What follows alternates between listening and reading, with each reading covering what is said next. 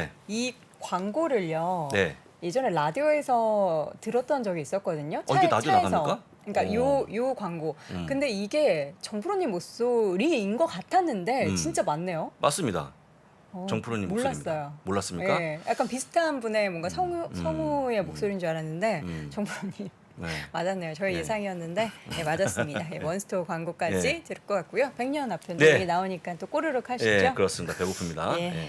떡을 얼른 주문해서 먹어야겠습니다. 참 맛있는데 운주커피와 함께 자 여러분 월스트리트 모닝 브리핑 이번에는 미래에셋증권 김석환 선임연구위원 모셨습니다. 어서 오세요. 어서 오십시오. 안녕하십니까? 네, 자 피로는 조금 풀리셨는지 피로요? 모르겠어요. 아, 늘 피로야 뭐 피곤하셨는데 항상 오늘은 조금 달고 살죠. 네, 아니, 어깨 양쪽에 두 명씩. 뭐 그렇기도 하고 요즘에 워낙 시장의 변동성이 네. 크기도 하고 뭐 요즘뿐만 아니라 올해 연초 이후부터 계속 그런 모습을 좀 네, 보이고 맞아요. 있고 그런 상황이어서 어떻게 하면 좀 위안이 되는 얘기들을 좀 할 수 있을까라고 해서 제가 그동안 좀 했던 부분들 그리고 최근에 업데이트된 부분들을 좀 모아가지고 네. 약간은 그나마 네, 긍정적인 부분들을 좋은 얘기요? 네, 한번 아, 해보지 조심스럽게 않을까. 얘기하시는 거예요. 이게 이 상황에서 네. 뭐 세게 질리면 네, 또 철퇴를 받을 수 있기 때문에 근데 이제 정말 뭐 한번 보시죠. 네. 보시고 한번 네. 여러분들께 직접 판단을 해보시는 그럼요. 게 가장 중요하지 않을까 생각이 네. 됩니다. 뭐부터 볼까요? 뭐 일단 아무래도 시장에 대한 흐름을 봐야 될 거니까 저는 이 숫자를 좀 이해하시면 좋지 않을까 생각이 되는데 S&P 500 기준으로 한 3,500선입니다. 네. 그러면 더 떨어질 것 같은데? 라고 하는 거잖아요. 그쵸. 근데 일단 시장은 어느 정도 좀 경계에 서 있는 것 같아요. 그러니까 지금 보시면 이제 저희가 이 빅스 지수라고 하는 것과 이게 좀 그래프가 복잡하지만 뭐 직관적으로 보시면 될 것 같아요. 빅스 지수라고 하는 것과 S&P 500을 한번 비교를 해 보시면 이게 빅스 지수가 이렇게 급등했던 시점들이 실제로는 시장에는 뭔가 변곡점이 되는 순간들이 많이 있었어요. 그렇죠? 시장에 되게 크리티컬한 이벤트가 발생했다라든지 네, 그런 상황들인 건데 이게 그 빅스 지수 장기 평균이 대략 한 20 정도입니다. 그러니까 지금은 거의 한 28, 29 정도 되잖아요. 그럼 평균 위에서 지금 있다라고 보시면 될 것 같은데 이걸 대비했을 때 평균 대비 한 2배의 표준 편차라고 하면 이 상단에 있는 줄이거든요. 이 수준을 항상 이제 넘어가는 시점에서 시장의 반등의 기회가 발생했었다라고 하는 거예요. 물론 이게 장기적인 역시 뭐 통계적인 내용이긴 하지만 그러면 지금 상황은 어떠냐? 약간 좀 경계예요. 그 경계라고 하는 말이 무슨 말이냐면 약세장이 진입한 건 맞습니다. 그런데 시장에 어떠한 크리티컬한 이벤트가 아직은 발생하지 않았다. 라는 거거든요. 그렇죠. 네. 그렇죠. 그래서 그 경계에 좀 서 있는 상황인 것 같다라고 생각이 돼요. 그러면 그 경계에 서 있는데 이 경계를 뭐 완화시켜 주거나 또는 경계를 벗어나거나 하는 그런 이벤트들이 발생할 수도 있잖아요. 그래서 투자자분들이 그 부분들을 좀 봤으면 좋을 것 같고 그러면 완화시켜 줄 수 있는 이벤트는 뭐냐라고 하면 일단은 뭐 계속 말씀드린 거지만 지금 미국의 인플레이션이 정점을 찍고 좀 가파르게 꺾이는 모습이 좀 나타나야 된다라고 하는 네. 거고 이거는 제가 한 2주 전에도 한번 보여드렸던 것처럼 결국에는 여러 부분에서 그러니까 미국의 소비자 물가가 꺾이는 모습들이 나타날 것으로 기대가 되는데 아직 좀 시차가 좀 발생하는 부분들이 있다라고 하는 거고 네. 그것과 가장 잘 비교했을 때 이제 중국의 생산자 물가 이런 부분도 좀 비교해서 보시면 좋을 것 같고 또 하나는 연준의 어느 정도의 좀 완화적인 부분들이에요. 근데 이런 부분들이 이번 주에 좀 나타나고 있는 것 같습니다. 네, 그러니까 그 연준 내부에서도 약간 5월 FMCA 전까지는 약간 강경하게 얘기를 했었던 애틀란타 연은 총재 라파엘 보스틱 같은 경우도 이번 주에 들어서 어떤 얘기를 했냐면 야, 일단 9월 정도에는 우리 연준이 좀 더 강경하게 가는 부분에 대해서 일시 정치 약간 멈추면서 좀 시장 상황을 좀 보면서 대응을 해도 될 것 같아라는 얘기도 했었고 뭐 자주 나오는 제임스 브로더 같은 경우도 보면 원래 3.5%까지 빠르게 올려야 된다라고 얘기를 했잖아요. 네. 근데 최근 시장에서는 약간 이러한 연준의 움직임들을 잘 반영하고 있단 말이죠. 그러니까 연준의 이런 의지를 시장이 잘 받아들이고 있는 상황이기도 하고 그러다 보니까 내년에 가서는 금리 인하 기조로 돌아설 수도 있어. 라는 이제 이런 약간 완화적인 얘기들이 좀 나오고 있고 이러다 보니까 연준 내에서도 아마 악유가 좀 커져가는 모습들이 나타나고 있지 않나 생각이 돼요. 그래서 S&P 500 기준으로 3,500선이 갖는 의미가 뭐냐면 일단은 첫 번째는 기술적으로는 여기 보시다시피 200주 이동 평균선이 위치한 자리이고 실제 이 자리는 이 미국 금융위기 이후, 그러니까 2009년 이후에 한 번도 깨졌던 적이 없었다. 물론 팬데믹 상황에서 일시적으로 이탈한 적이 있긴 했었지만은 곧바로 회복한 모습을 보였다. 그래서 상당한 신뢰도가 있는 구간이다라고 하는 거고 또 하나는 대다수의 시장 참여자들이 그렇게 또 생각을 하고 있는 것 같아요. 보시면 아까 그 연준의 완화적인 그런 기대감 그게 흔히들 시장에서는 속칭 페드 풋으로 얘기를 많이 하거든요. 그랬을 때 뱅크 오브 아메리카에서 설문조사를 했어요. 패드 풋에 대한 기대가 어느 정도 수준이면 될 것 같냐라고 했을 때 대략 한 3,500선 정도가 상당수의 참여자들이 생각을 하고 있는 부분이다라고 좀 보시면 될 것 같고요. 네. 나올 것이.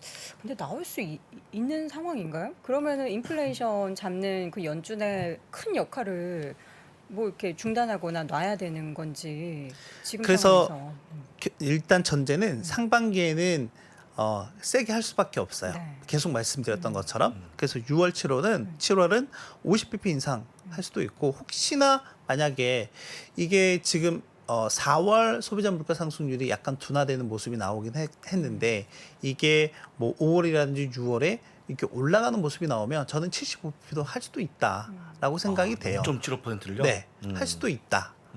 그럴 가능성을 아예 배제할 수는 없다라고 좀 생각이 되고 그렇다라고 하면 지금 보시다시피 5월 FOMC 회의 전후로 보면 이제 국채금리 동향을 계속 팔로우를 해보시면 FOMC 회의 전까지는 거의 3.2% 수준까지도 가기도 했었단 말이죠. 미국 10년물 국채금리가. 그런데 그 이후에는 이제 경기 둔화라든지 침체에 대한 그런 기대감들이 반영이 되면서 네. 계속 빠지고 있는 모습들이 좀 나타나고 있는 상황이에요. 그 말인즉슨 그 전까지는 채권에 대해서 계속 셀링, 그러니까 매도가 나오다가 이제 그 이후부터는 채권에 대한 수요가 그나마 좀 유입이 되고 있는 모습들이 나타나고 있다라고 하는 거거든요. 그래서 아까 말씀드렸던 것처럼 인플레이션이 꺾이는 모습이 좀 가파르게 나와야 된다. 근데 중국은 가파르게 지금 나오고 네. 있거든요. 중국은 또 하면 하잖아요. 생산자 물가가 쭉 빠지고 있는 모습을 보이고 있잖아요.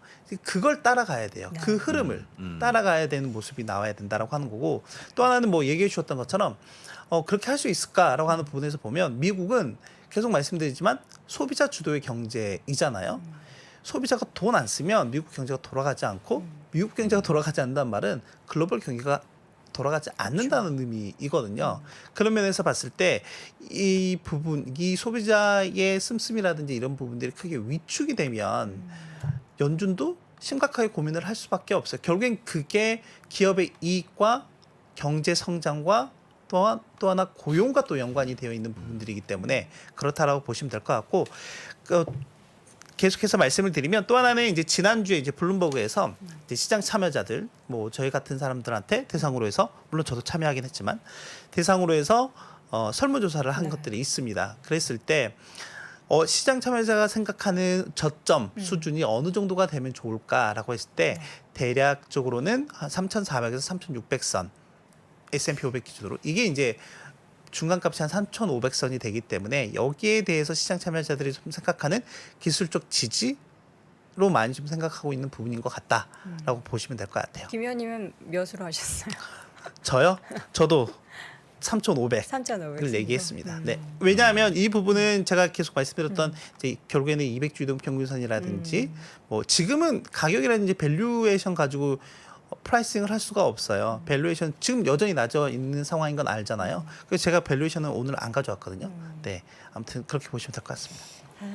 정말 뭐 페드풋이 시장이 엄청나게 기대하는데 그러려면 일단 지수가 지금 3,900선 위에서 그쵸. 3,500까지 내려가야 대략 한 된다는 10에서 11%. 그러니까 말씀드렸잖아요. 네. 경계에 있다고. 네. 네. 그래서 지금 시점에서 뭐 적극적으로 저점 매수, 또 바이드 딥에 대한 대응을 하시는 것보다는 지금은 좀 더 지켜봐야 될 필요가 있을 것 같아요. 네.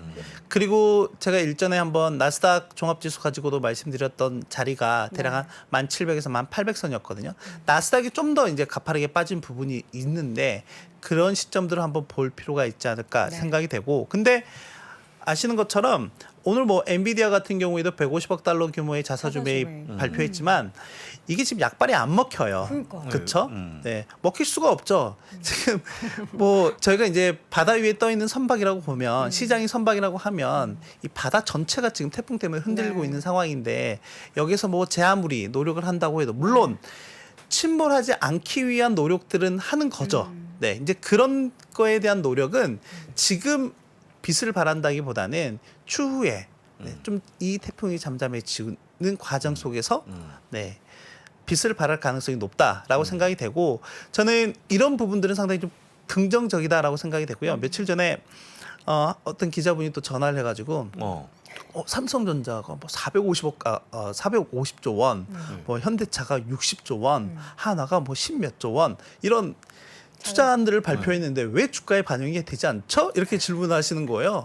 당연한 거 아니냐. 방금 말씀드렸던 내용을 또 그대로 말씀드렸거든요.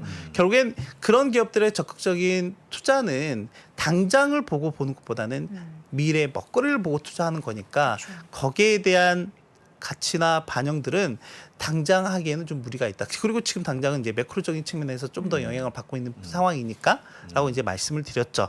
그리고 제가 이제 지난주에 와서 워렌 버핏 얘기도 하긴 했지만 워렌 버핏 외에 S&P 500 내에 상장되어 있는 기업들도 상당히 적극적인 주주 환원 정책 또는 뭐 어떻게 보면 최근 주가 하락에 따라서 기업 가치 방어를 위해서 노력을 하고 있는데 그게 가장 대표적인 게 자사주 매입이라든지 배당금 확대 정책이라고 보시면 될 것 같고, 지금 보시면은 이게 이제 연도별 그리고 분기별인데 지금 1분기 기준으로 보면 대략 한 2,700억 달러 정도의 자사주 매입을 단행을 했다라고 보시면 되겠고, 이제 이 중에 이제 애플 같은 경우가 뭐 230억 달러 정도 자사주 매입을 했던 부분들이 있죠. 그리고 또 하나는 이거를 이제 분기별로 끝낸 게 아니라 최근 3월 말 기준으로 해서 최근 12개월 동안 자사주 매입이 얼마만큼 이루어졌느냐라고 본다면 지난해 3월부터 올 3월까지, 지난해 4월부터 올 3월까지 보면 직전 대비 거의 100% 가까이, 그러니까 배 가까이 늘은 거예요. 그러니까 기업들이 상당히 적극적. 그리고 대부분은 이제 올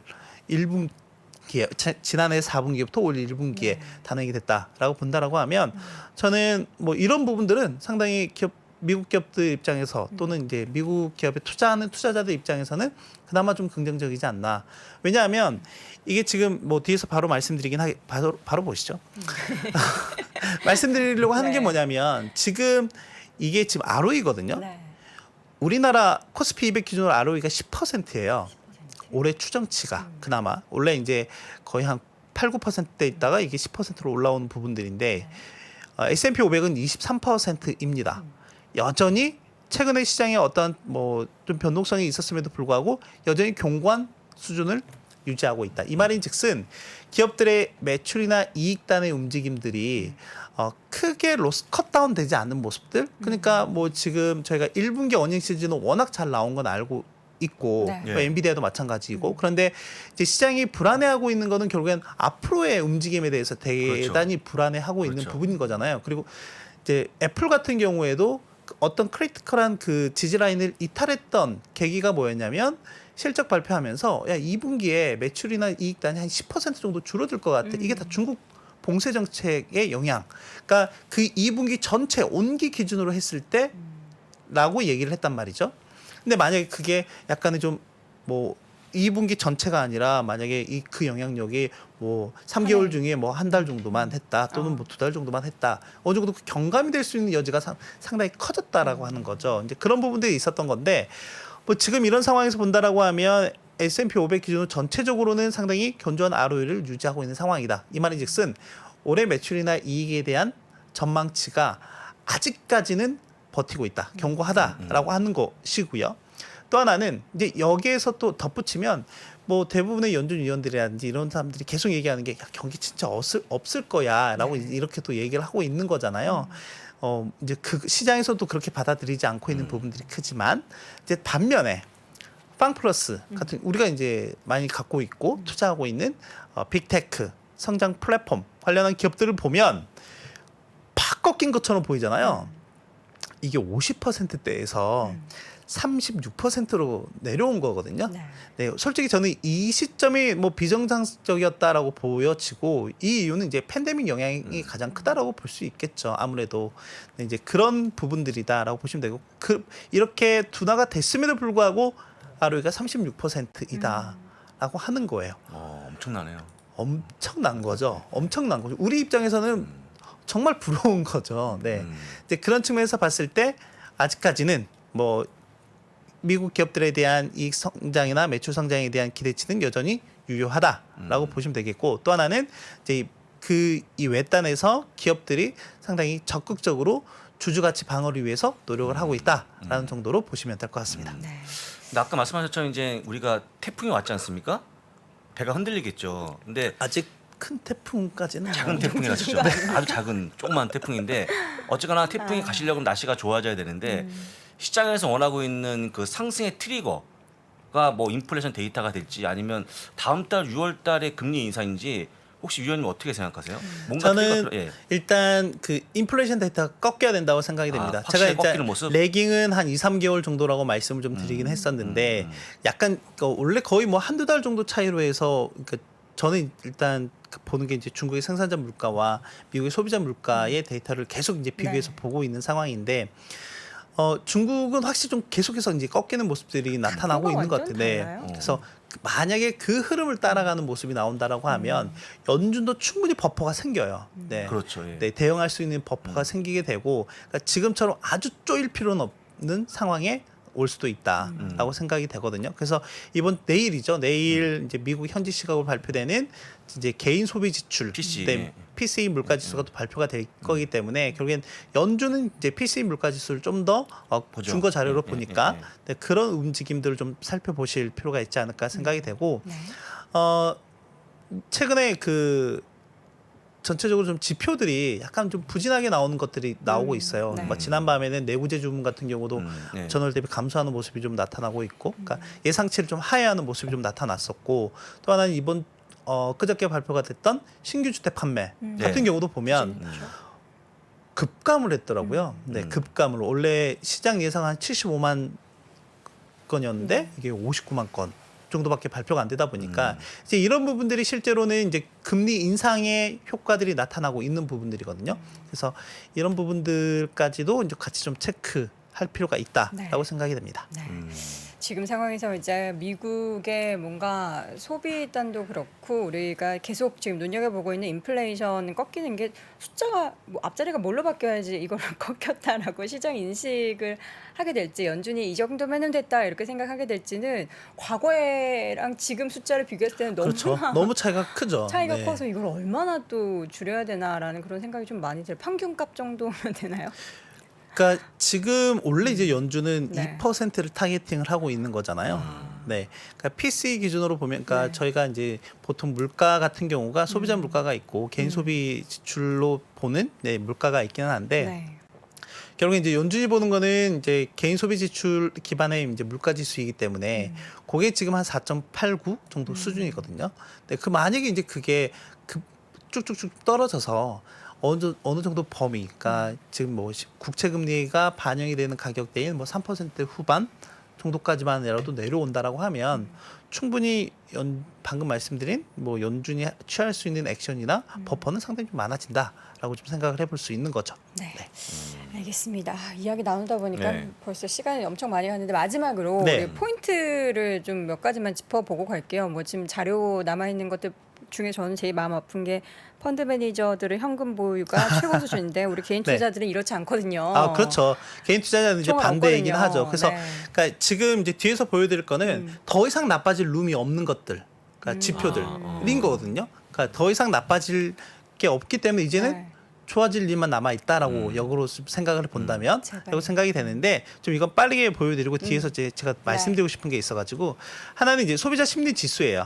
뭐 이건 계속 말씀드렸던 것처럼 이게 전년 동월 대비로 보면 이건 지금 통계 집계 이후에 거의 역대 최저 수준까지 내려와 있는 상황이다라고 보시면 될 것 같고 두 번째는 개인 투자자 심리인데 이것도 역시 뭐 2009년 이후에 가장 낮은 수준에 와 있는 상황이죠. 그러니까 뭐 최근 한 2주 들어서 점진적으로 개선이 되는 모습이 나오고 있긴 하지만 여전히 낮은 수준이다라고 하는 것이고요. 또 하나는 방금 얘기해 주셨던 것처럼 글로벌 펀드 매니저들의 현금 비중, 특히 테크 비중이 상당히 낮아 역대 최저 수준이거든요.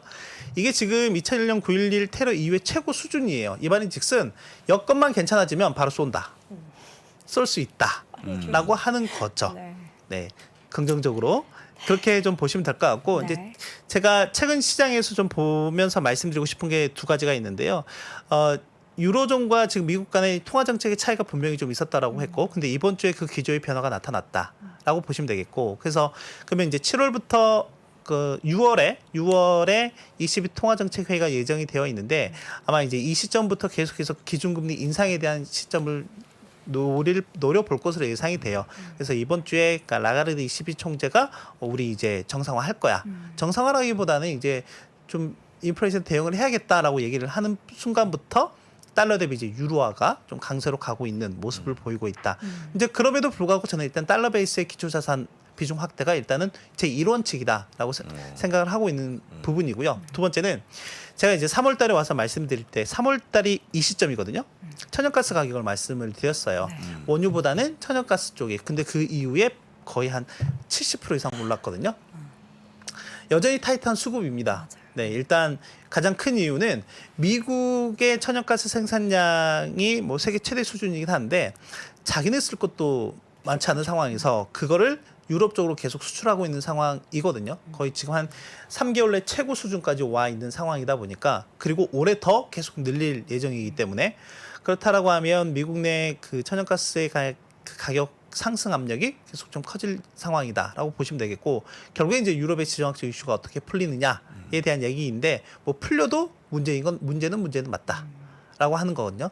그래서 이 부분을 좀 체크하시면 좋지 않을까 생각이 되고 아까 뭐 아직 큰 태풍은 오지 않은 것 같다라고 말씀드리긴 했지만 그럼 그 큰 태풍은 뭐냐라고 했을 때 이 부분이 지금 주식이나 채권과 이런 부분들이 이거는 이제 저희가 보통 보면 이제 자산이니까 근데 이게 신용과 연계되면 이거를 잘 보셔야 합니다. 네, 그러니까 이 말인즉슨 디폴트나 이런 부분들이 나타나게 된다라고 하면 이거는 좀 클 수가 있어요. 그러니까 아까 저희가 이제 앞에서 빅스 지수가 급등했었던 그런 시점들이 이런 크레딧 이슈가 발생했을 때거든요.